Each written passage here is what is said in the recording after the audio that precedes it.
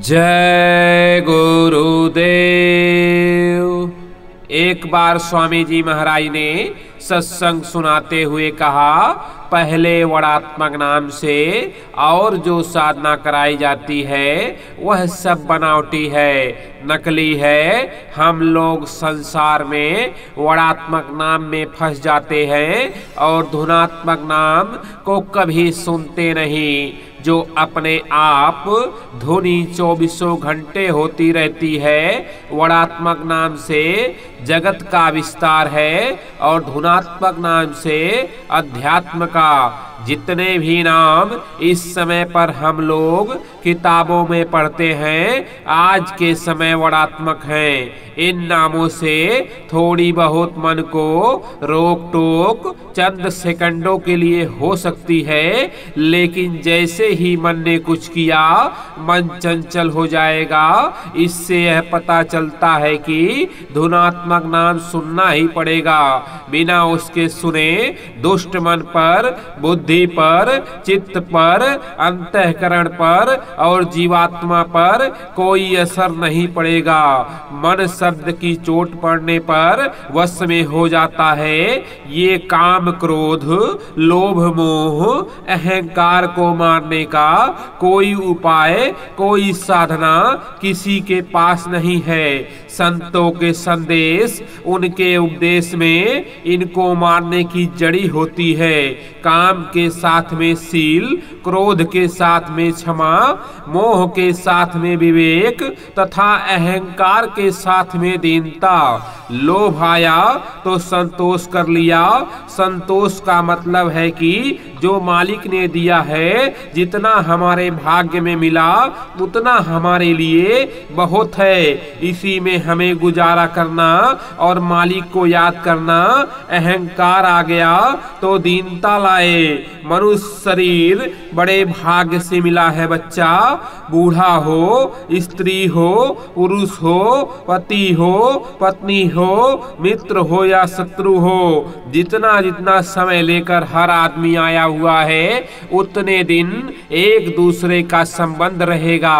सभी लोग इस कर्म क्षेत्र भूमि में सब कर्म करते धरते एक दिन यह जीवन लीला समाप्त कर देंगे।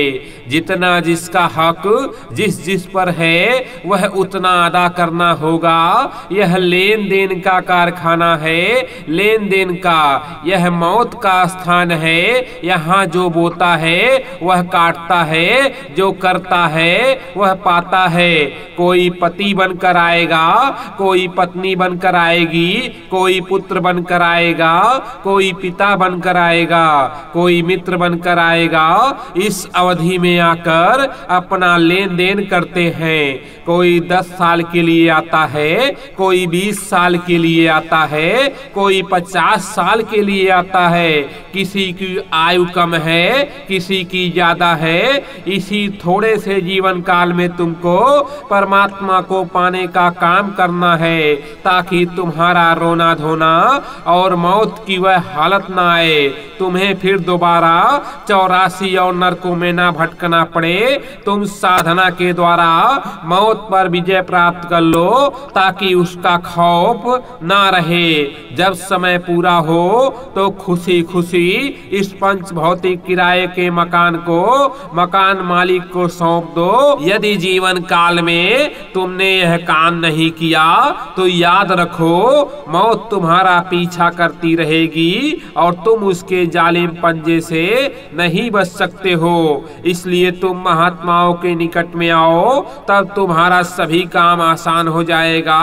अगर बंदे तुम यह सोचते हो कि यहाँ से भागकर दूसरे देश में चले जाओगे और आराम से रहोगे, तो मौत तुम्हें वहाँ भी पकड़ लेगी और जो धन तुमने इकट्ठा किया है सब बेकार हो जाएगा। यमदूत सिपाहियों की महान भयानक शक्ल को देखते ही एकाएक तुम्हारा हार्ट फेल हो जाएगा और शरीर का खून एकदम पानी हो जाएगा।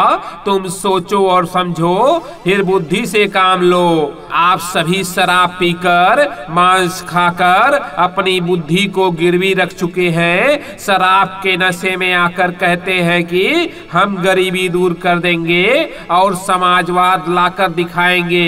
क्या बिल्ली कभी भक्ति कर सकती है? शराबियों और कबाबियों द्वारा कभी भी गरीबी दूर नहीं की जा सकती।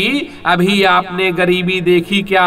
गरीबी तो सन 1972 के बाद देखने को मिलेगी। आज देश की गरीबी, जनता की पुकार सुने कौन और उनकी गरीबी हटावे कौन? क्या प्रजातंत्र का मतलब यही है कि लोगों का नैतिक पतन और चारित्रिक पतन कर दिया जाए? जिस देश का चारित्रिक पतन हो जाए वहां की जनता का नैतिक स्तर क्या होगा? अर्थात पतन के सिवाय उन्नति नहीं हो सकती। मैं आप सभी लोगों से यह आग्रह करूंगा कि चारित्रिक सुधार कर लें। जब तक चारित्रिक सुधार नहीं होगा तब तक सुख शांति नहीं मिलेगी। आज धर्म कर्म को छोड़कर शराब पीने और मांस अंडा खाने की बात की जा रही है। यह मुंबई शहर है। आज 15 अगस्त 1972 से यहाँ शराब पीने की छूट दी जा रही है। अब तक तो सब होटलों में चाय पीते थे, लेकिन अब होटलों में शराब पिएंगे। ठीक है, अब तो जो कुछ शेष रहा और शेष है सन 72 तक पूरा हो जाएगा। पाप का भड़ा भर चुका है, अब फूटने वाला है। मेरी बात को नोट करके रख लो, जब सही हो जाए तब मान लेना। चीन ने कीटाणु बम बना लिया है और वह पाकिस्तान को दे चुका है। अब की बार जो लड़ाई होगी उसमें भी काफी नुकसान उठाना होगा। पश्चिम में लड़ाई होगी और उत्तर दक्षिण में भी होगी। चीन से भी बम आएंगे, पाकिस्तान अमेरिका से भी बड़े बड़े बम आएंगे। अधिकांश बम भारत में पृथ्वी पर उतार लिए जाएंगे। दो एक जो फूटेंगे वो पहाड़ों पर या समुद्र में, और उनसे वही लोग ज्यादा मरेंगे जो लोग मांस मछली शराब खाते पीते होंगे। भारतवर्ष पर जब कीटाणु बम फेंके जाएंगे तो नुकसान तो कुछ न कुछ होगा ही। फिर कुदरत की तरफ से एक ऐसी उल्टी हवा चलेगी कि सभी कीड़े उड़कर लौट जाएंगे और वहां के लोगों का सफाया हो जाएगा। भारत में अन्न की भारी कमी होगी, भूकंप आएंगे, पूर्वी पाकिस्तान की तरह नुकसान होगा, मुसलमानों की संख्या काफी घट जाएगी। साइबेरिया में भूमि परीक्षण से पृथ्वी टुकड़ों में बिखरते बिखरते बचेगी। गर्मी इतनी बढ़ेगी कि संसार में त्राहिमाम त्राहिमाम मच जाएगी। समुद्रों में भारी तूफान आएगा। मैं राजगद्दी नहीं चाहता हूँ, मैं आपको राजगद्दी पर बिठा सकता हूँ। मुझे राजगद्दी नहीं चाहिए। साधु महात्मा का अपमान मत करो, इससे तुम्हारा पतन हो जाएगा। मुझे राजनीति में मत ढकेलो। मैं वोट मांगने नहीं आया हूँ और ना मुझसे डरने की जरूरत है। चुनाव जीतने की बात अगर करते हो तो मैं गधे को भी खड़ा करके जिता सकता हूँ। वह शाकाहारी होगा और वफादार होगा, मेहनत से काम भी करेगा और मुसीबत आने पर जोर जोर से चिल्लाएगा भी। जय गुरुदेव।